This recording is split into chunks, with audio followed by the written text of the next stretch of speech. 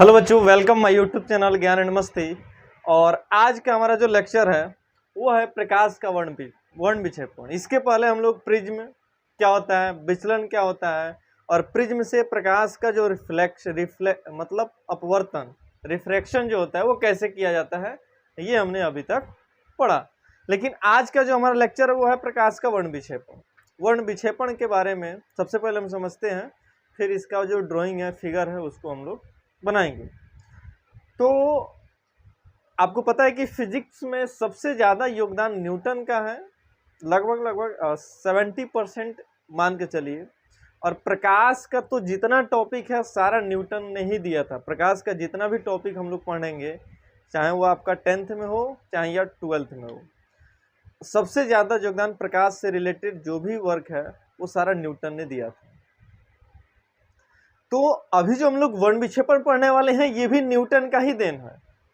1665 ईस्वी में 1665 ईस्वी में न्यूटन ने यह बताया कि जो श्वेत प्रकाश की किरण होती है, जो सफेद प्रकाश की किरण होती है, श्वेत प्रकाश की किरण, ये 7 रंगों का समूहन होता है।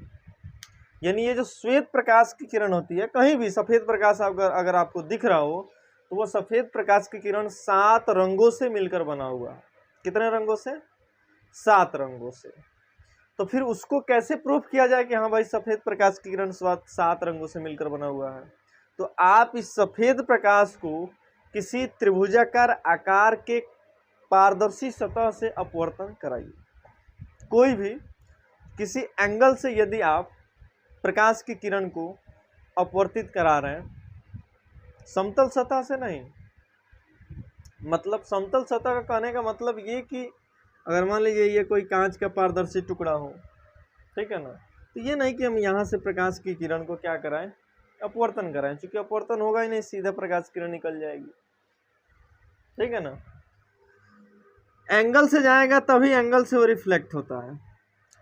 यानी अगर सफेद प्रकाश की किरण को हम किसी त्रिभुजाकार पारदर्शी कांच के टुकड़े से अगर हम अपवर्तित कराते हैं तो आपको पता चल जाएगा कि ये जो सफेद प्रकाश की किरण है वो आगे चल के 7 रंगों में विभक्त हो जाती है। 7 रंगों में विभक्त हो जाती है।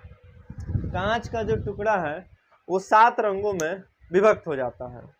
तो इसी आधार पर न्यूटन ने ये प्रूफ किया कि ये श्वेत प्रकाश की किरण जो है वो 7 रंगों से मिलकर बनी होती है। तो प्रकाश का वर्ण विक्षेपण क्या है? यदि हम श्वेत प्रकाश की किरण को किसी प्रिज्म से अपवर्तित कराते हैं, है ना, तो ये जो घटना होती है, जो सफेद प्रकाश की किरण 7 रंगों में विभक्त हो जाती है, इस घटना को हम लोग प्रकाश का वर्ण विक्षेपण कहते हैं। यानी वर्ण विक्षेपण का मतलब एक तरह से समझिए, वर्ण विक्षेपण का जो वास्तविक मतलब है वो प्रकाश के फैलने से है, ठीक है।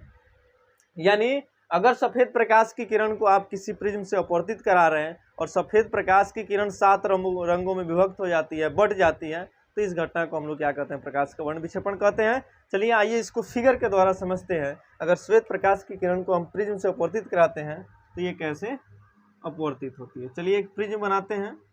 हमने पिछले लेक्चर में बताया था कि प्रिज्म का फिगर हम लोग ऐसे ही बनाने वाले हैं इस पूरे चैप्टर में। अगर हम किसी प्रकाश की किरण को ऐसे भेजें, एक प्रकाश किरण को ऐसे भेजें, ये जो है किस कलर की प्रकाश है? श्वेत प्रकाश। ये ध्यान रखना है, किसी अन्य कलर का प्रकाश है, श्वेत प्रकाश को भेजना है, क्योंकि श्वेत प्रकाश ही 7 रंगों से मिलकर बना होता है। तो ये प्रिज्म है एक, ये प्रिज्म का कोण है, ठीक है, प्रिज्म कोण जिसको हम लोग कहते हैं। तो ये तो इसका वास्तविक पथ है। अगर प्रकाश किरण अपवर्तित न हो तो ऐसे चली जाए, लेकिन ये श्वेत प्रकाश किरण जो है, ये प्रिज्म से जब हम भेजते हैं तो ये 7 रंगों में बढ़ जाती है।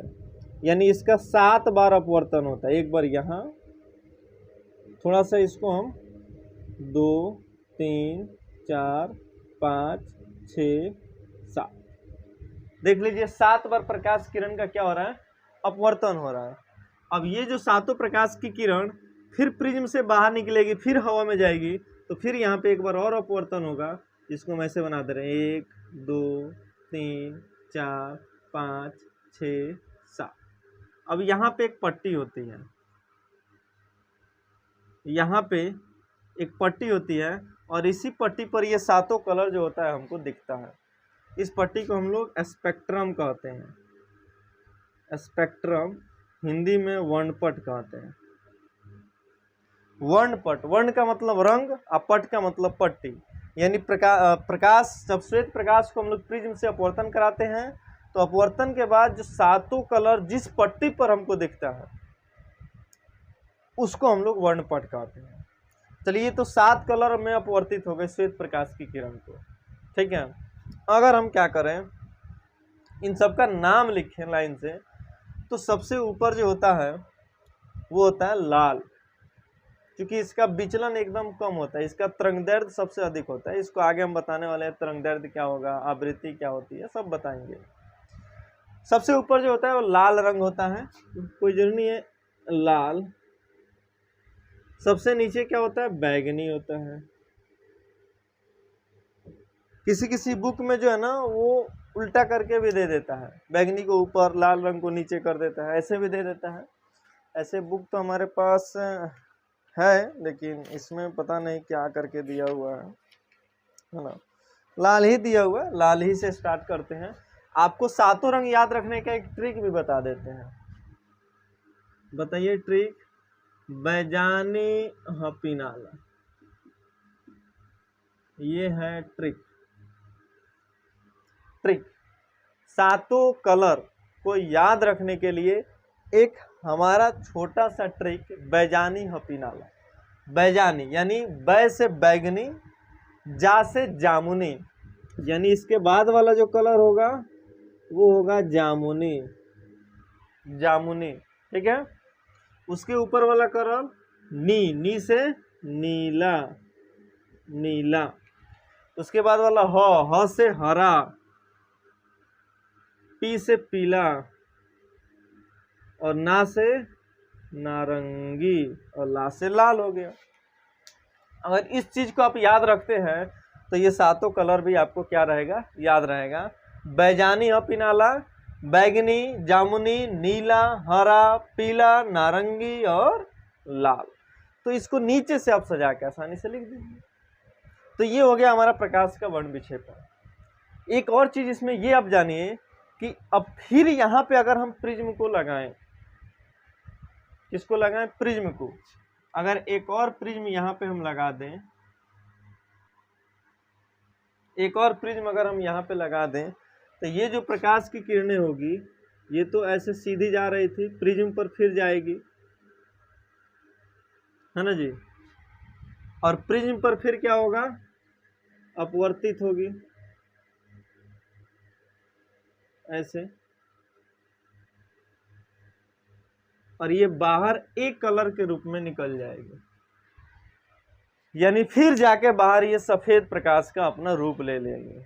यानी यदि प्रकाश की किरण को प्रिज्म से 2 बार अपवर्तित कराया जाए तो अगर सफेद प्रकाश की किरण है तो बाहर जाके फिर वो सफेद प्रकाश बन जाएगी। इस चीज को आपको हमेशा याद रखना है।